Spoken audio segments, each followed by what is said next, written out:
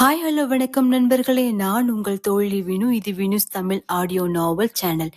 என்னோட கதைகளை என்னோட குரல்ல கேட்க நம்மளோட சேனல் சப்ஸ்கிரைப் செஞ்சுக்கோங்க. பிடிச்சா லைக் பண்ணி உங்க பொண்ணான கருத்துக்களை கமெண்டாவும் பதிவு பண்ணுங்க. வாங்க கதைக்குள்ள போகலாம். கல்வனின் கவிதை 9.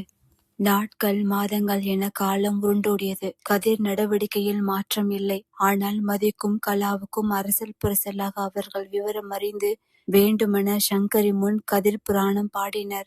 அவர்கள் கூற்று எரிச்சலை மூட்டினாலும் கண்டும் காணாதது போல் கடந்து விடுவாள் சங்கரி. கல்லூரி இறுதியாண்டில் வேலைக்கான நேர்முக தேர்வு வர போதிய மதிப்பெண் பெறாததால் வாய்ப்பை இழந்தான் கதிர். விவேக்கிற்கோ ஹைதராபாத்தில் வேலை கிடைத்தது.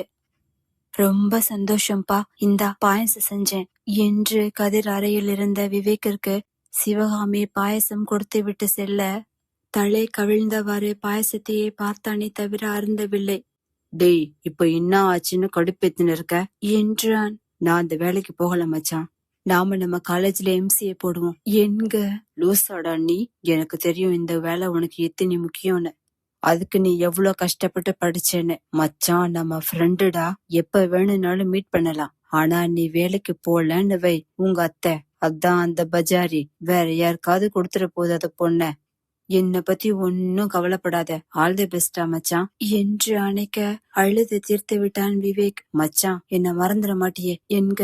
ஏச்சி, உன்னை போய் மறக்க முடியுமா? எனக்கு எதனா பிரச்சனைன்னு வை, உன்னாண்டதான் வந்து நிப்பேன் என்க.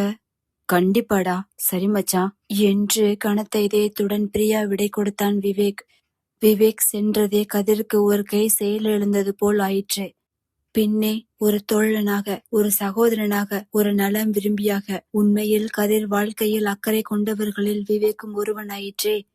விவேக் அறிவுரையின்படி அவர்கள் கல்லூரியிலே எம்சிஏ சேர்ந்தான். அக்கா, அழகா கட்டி உடுக்கா, இந்த சாரிக்கு ஜிமிக்கு நல்லா இருக்குமா, மேக்கப் ஓவரா இருக்கா, லிப்ஸ்டிக் அடிக்குதாக்கா என்று படுத்தி கொண்டிருந்தாள் கலா. கலா, நீ இது எதுவுமே இல்லாம அழகாதான் இருக்க, போதும் கிளம்பு என்றாள் சங்கரி. நிஜமாவாக்கா? ஆனா உன்னை கம்பேர் பண்ணும் போது நான் கொஞ்சம் கம்மிதான். இல்லனா சீனியர் உன்னை பார்த்த உடனே ஓம் பின்னால சுத்துவாரா என்று விட்டால் தன்னையும் அறியாமல். அதிர்ந்த சங்கரியோ, இப்ப என்ன சொன்ன என்றதும் நாக்கை கடித்த கலா, எனக்கு ரொம்ப லேட் ஆயிடுச்சுக்கா என்று விட்டு ஓடினாள். செல்லும் அவளை சலிப்பாக தலையாட்டியவாறு பார்த்த சங்கரியோ, எதுவும் சரியில்லை, இந்த கதிருக்கு ஒரு ஃபுல் ஸ்டாப் வைக்கணும் என்றாள். வெளியில் ஓடி வந்த கலாவின் எதிரில் வந்த மதியோ, வாவ் கலா, சாரி உனக்கு சூப்பரா இருக்கு என்க.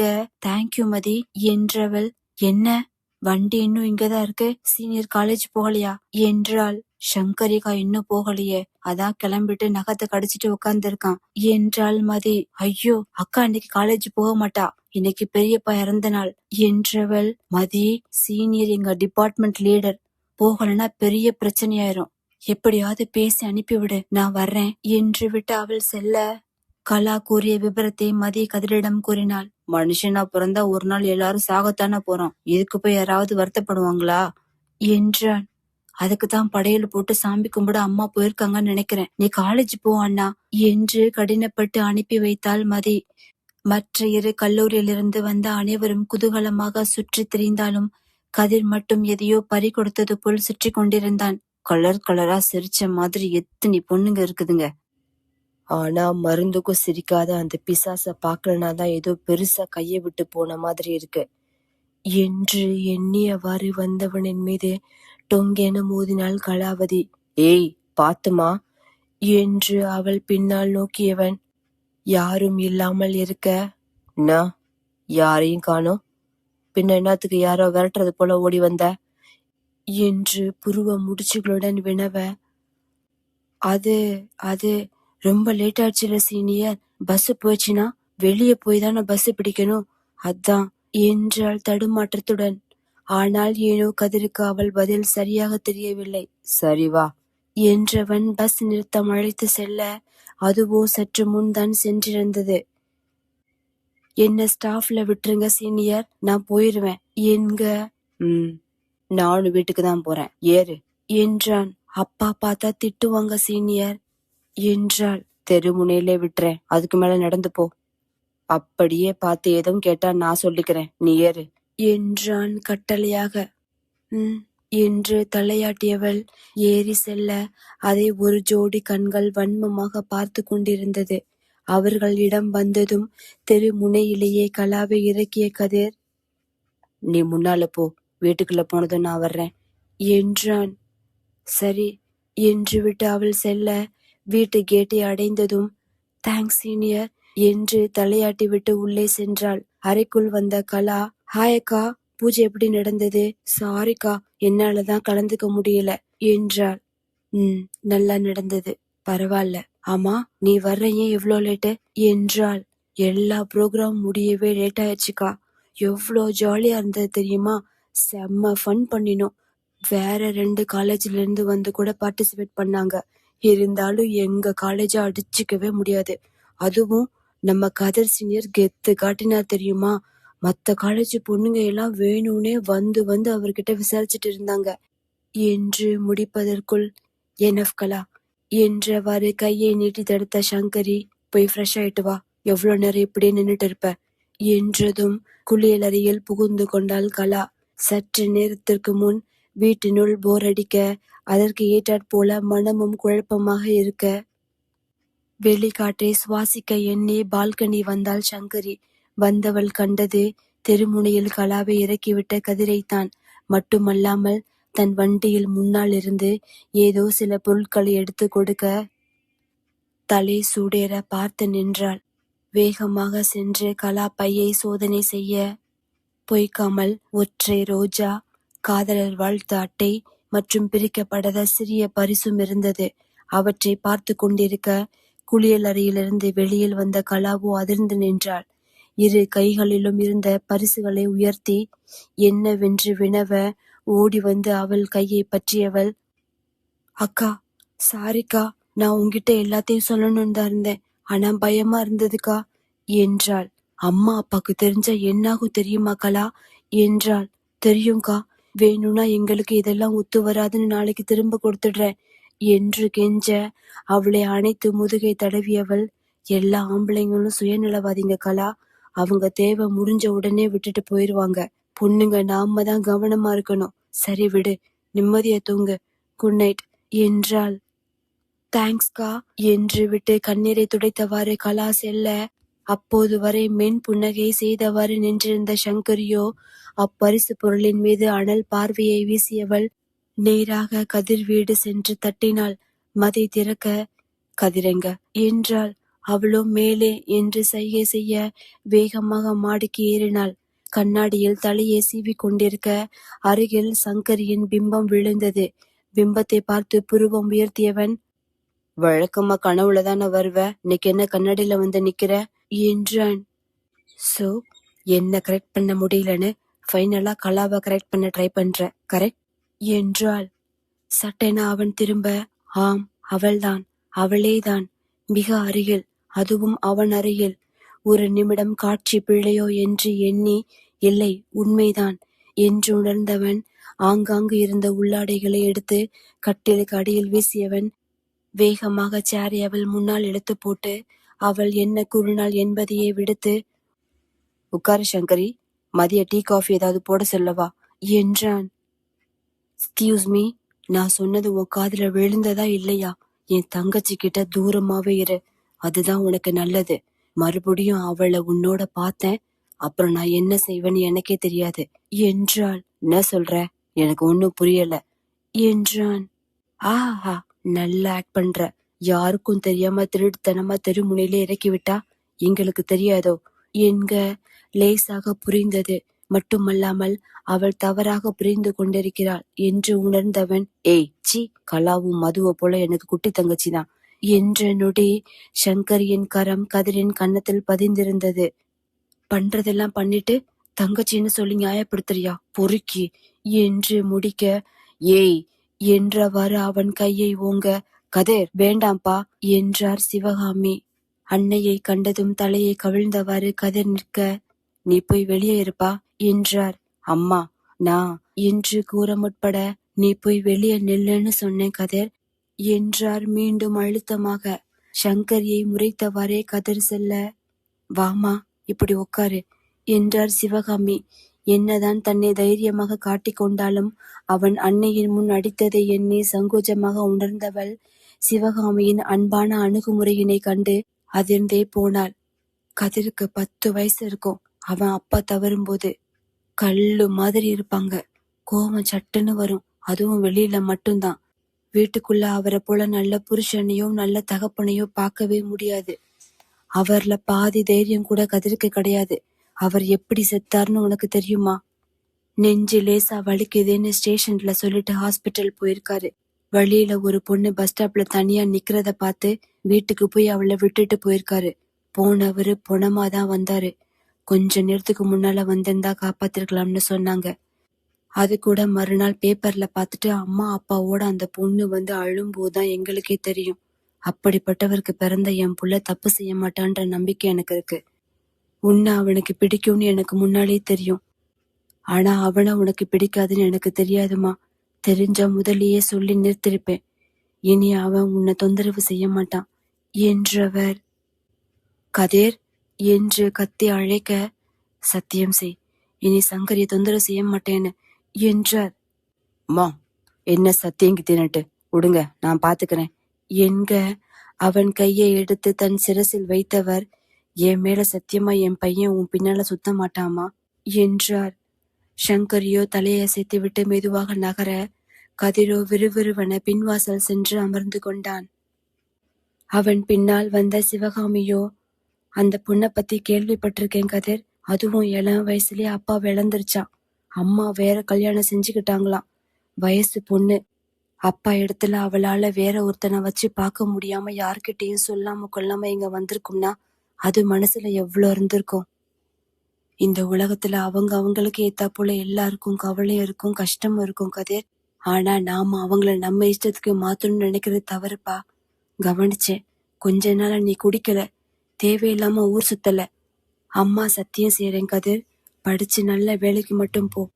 அவங்க வீட்லயும் அவகிட்டையும் நான் பேசுறேன்பா என்றார் அவன் முன் கேசத்தை கோதியவாறு.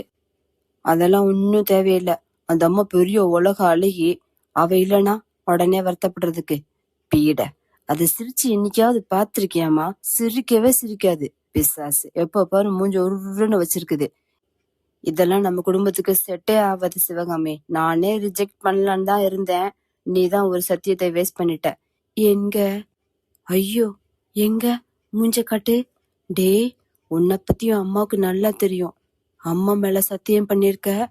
அவ பின்னால சுத்துன அப்புறம் அம்மாவுக்கு ஏதாவது ஆயிரும் பாரு என்றார்.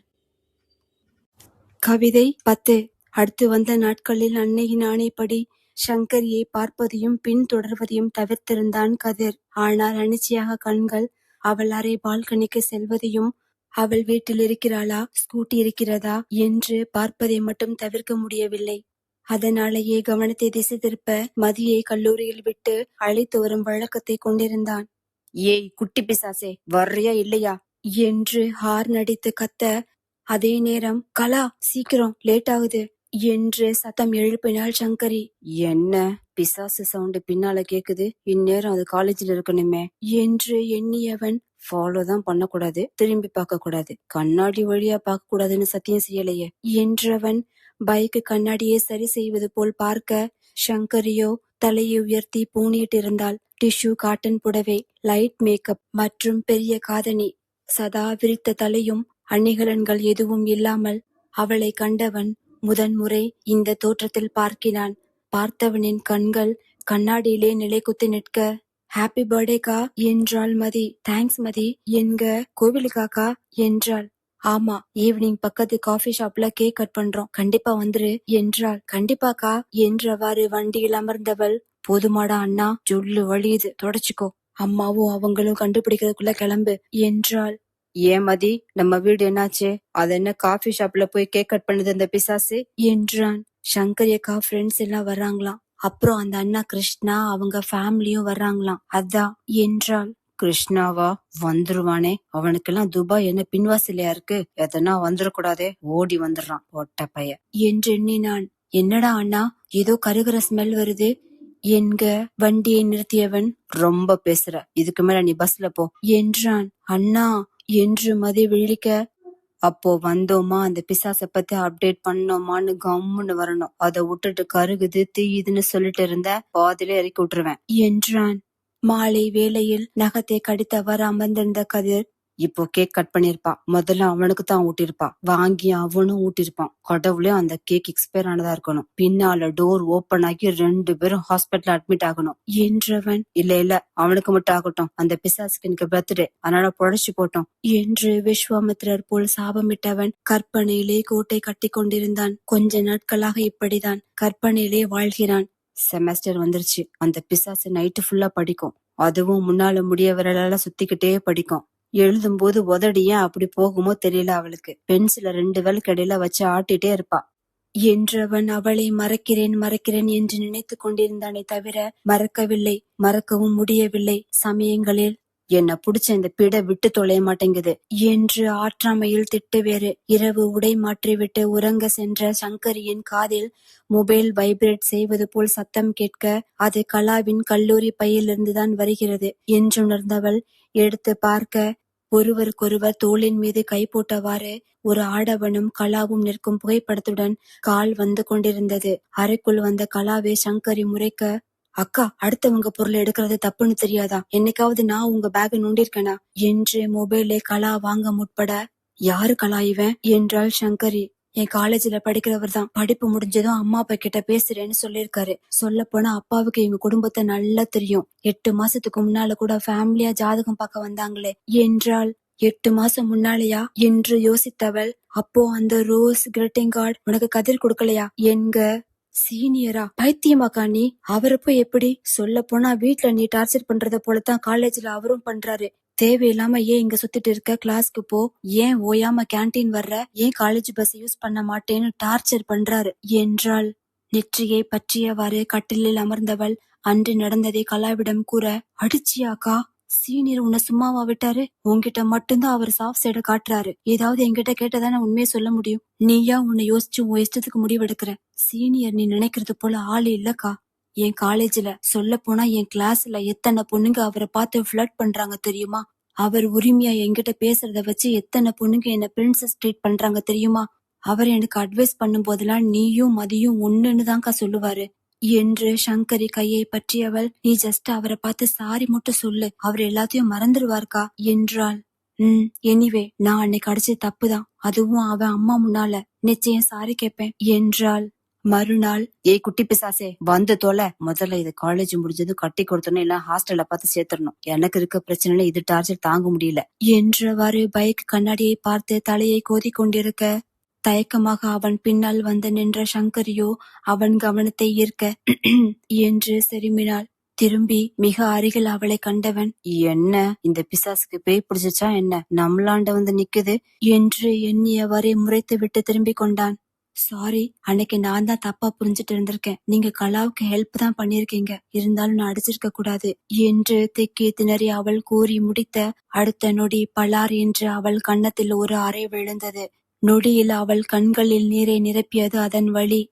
எனக்கும் அரைச்சலாதான் இருந்தது. என்னடா செய்யாத தப்புக்கு போய் ஒரு பொண்ணாண்ட அடி வாங்கினமேன்னு இப்பதான் நிம்மதியா இருக்கு. அக்காவும் தங்கச்சியும் யாரு கூடயும் போங்க வாங்க, எனக்கு என்ன? ஒரு வாட்டி அடி வாங்கிட்டு சும்மா விட்டதும் குளிர் விட்டு போச்சுல. வீட்டுக்கே வந்து அடிக்கிற அளவு பெரிய ஆளாயிட்டீங்க.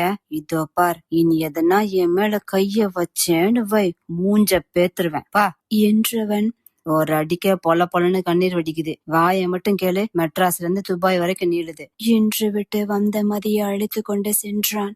வாசலில் நின்றிருந்த சங்கரியை கண்டதும், அட வாமா, ஏன் வெளியவே நிக்கிற என்றார் சிவகாமி. இல்ல ஆண்டி, அசைன்மெண்ட் இருக்கு, பண்ணணும், அப்புறம் வரேன் என்றாள். கல்யாணம் ஆகி துபாய்க்கு போனதும் எங்களெல்லாம் மறந்துட மாட்டியே என்றார். துபாய்க்கா என்று அவள் புரியாமல் விழிக்க, அந்த கிருஷ்ணா தம்பிக்கு உனக்கும் கல்யாணம் பேசுறதா சித்தப்பா சொன்னாங்கன்னு சித்தி தான் சொன்னாங்க என்றதும் தனக்கே புதிய விடயம்தான் என்று விழித்தவள், நான் வர்றேன் என்று நகர்ந்தாள். அண்ணா கோமா இருக்கியா என்றாள் மதி. இல்லையே, ஏன் என்க. இல்ல, சங்கரி அக்காவுக்கு கிருஷ்ணா அண்ணா மேல எல்லாம் பெருசா விருப்பம் இல்ல. அன்னைக்கு பர்த்டே பார்ட்டில கவனிச்சேன். அவங்கள கல்யாணம் பேசுறாங்கன்னு அம்மா சொன்னதுல இருந்து உன் மூஞ்சியே சரியில்லையே, அதான் சொல்லணும்னு தோணுச்சு என்றாள். யார் யார கல்யாணம் பண்ணா எனக்கு என்ன? என் மூஞ்சியே இப்படித்தான், ஆளை விடுங்க சாமிங்களா என்றாலும் அவன் இதயம் படப்படவென அடித்துக் கொள்வதை அவன் மட்டுமே அறிவான். வீட்டினுள் சென்ற சங்கரியோ, சங்கரி எனக்கு மூத்த பொண்ணு மாதிரிங்க, இருந்தாலும் அவகிட்ட பேசிட்டு உங்ககிட்ட சொல்றேங்க என்று சுப்ராஜ் கிருஷ்ணாவின் தந்தையிடம் கூற, அதை கேட்டவாறு நின்றிருந்தாள் பெண்ணவள். மம்மி மம்மி என்று கவினின் நீண்ட நெடிய அழைப்பின் சுயம் பெற்றவள், குட்டி விளையாடி முடிச்சிட்டீங்களா என்றாள். பசிக்குது என்றான். பசிக்குதா? நான் எதுவும் எடுத்து வரலையே என்று திகைக்க, நாங்க எடுத்து வந்திருக்கோம், ஷேர் பண்ணிக்கலாம் என்று தாரா கூற, தேங்க்ஸ், எனக்கு பசிக்கல, கவினுக்கு மட்டும் கொடுங்க போதும், எங்க ஈவினிங் தான் நாம கிளம்புவோம், அதை வேற சாப்பிடாம இருப்பியா, இந்தா ஈட் என்றாள். வாங்கி உண்ட சங்கரி, நைஸ் தேங்க்யூ என்க, அத அங்க பார்த்து சொல்லு, இத வாங்கினது கதிர் தான் என்றாள் தாரா. பக்கவாட்டாக திரும்பி கதிரை பார்த்தாலும் சிறிதும் கண்டுகொள்ளவில்லை கதிர். ஏனோ தேங்க்ஸ் என்ற வார்த்தை தொண்டை குழியினுள்ளிருந்து வெளியே வர மறுத்தது. கதிர் அருவியில் இறங்கி கவினுக்கு நீச்சல் பயிற்றுவித்துக் கொண்டிருக்க, தற்சமயம் காதலியாக வந்தவளின் மீது கை போட்டு நக்கலாக கதிரை பார்த்து சிரித்தான் சித்தார்த். இடுப்பளவு தண்ணீரில் நின்றவர்களின் அருகில் வந்தவனோ, என்ன டியூட், சின்ன மீனை போட்டு பெரிய மீனை பிடிக்க பாக்குறீங்களா என்றான். சித்தார்த் கூறுவதின் அர்த்தம் புரிந்தாலும் கதிர் அமைதி காக்க, அதான் கதிர், பையனை வச்சு அம்மாவை கரெக்ட் பண்றியா என்றான். சட்டென ஹஹாவென சிரித்த கதிரோ கவினின் இரு காதையும் பொற்றி, இனிமேதான் நான் இவன் அம்மாவை கரெக்ட் பண்ணுமா போடா என்று விட்டு செல்ல, தற்போது அவன் கூறியதன் அர்த்தம் விளங்காமல் விழித்தான் சித்தார்த்.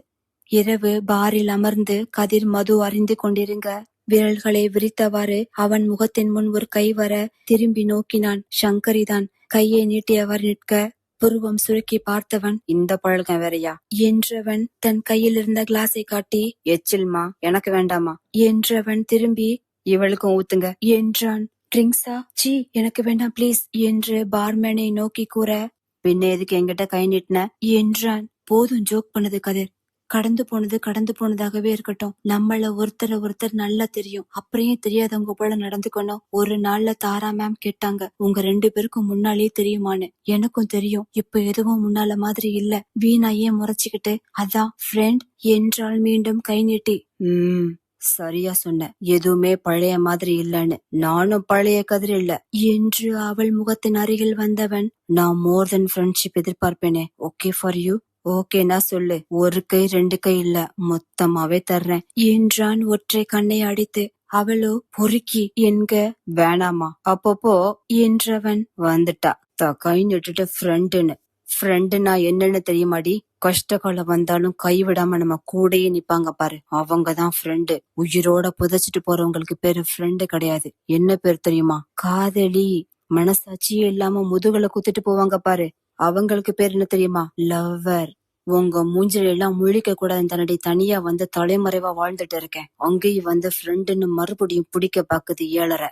இனி ஃப்ரெண்டுன்னு கையை நிட்டுட்டு வந்தேன்னு வை, இந்த பாட்டில எடுத்து உன் மண்டைய பிளந்துருவேன், வா உன் புருஷனுக்காவது உண்மையாரு என்று தள்ளாடியவாறு அவன் எழுந்து செல்ல, கண்ணீர் மல்க அவனை பார்த்து நின்றாள் சங்கரி. அறைக்குள் மொபைலை பார்த்தவாறு அமர்ந்திருக்க, அவள் எதிர்பார்த்தவனிடமிருந்து கால் வந்தது. உமை என்று முடிப்பதற்குள், எனக்கு டிவோர்ஸ் வேணும் கிருஷ்ணா என்றாள். வாட், என்னது இது உமை, இப்படி திடீர்னு டிவோர்ஸ் வேணும்னா அம்மா கால் பண்ணாங்களா என்க, இல்ல, ஆனா எனக்கு டிவோர்ஸ் வேணும் என்றாள். ஆனா எதுக்கு, ரீசன் சொல்லு என்றான். எனக்கு நிம்மதி வேணும் கிருஷ்ணா என்றாள். வாட், நிம்மதியா? உமை, நீ ஏதோ குழப்பத்துல இருக்க, இரு நான் அங்க வர்றேன், வந்து பேசலாம் என்றான். வேண்டாம், நீ வந்தா என்ன குழப்பிடுவ, எனக்கு டிவோர்ஸ் தான் வேணும், please Krishna, I peg you என்றாள். ஓகே ஓகே ரிலாக்ஸ், கவின் இருந்தா போன் அவங்கிட்ட கூட பேசுறேன் என்க, டாடி என்று பேசியவாறு பால்கனி நோக்கி சென்றான் கவின். கவிதை தொடரும்.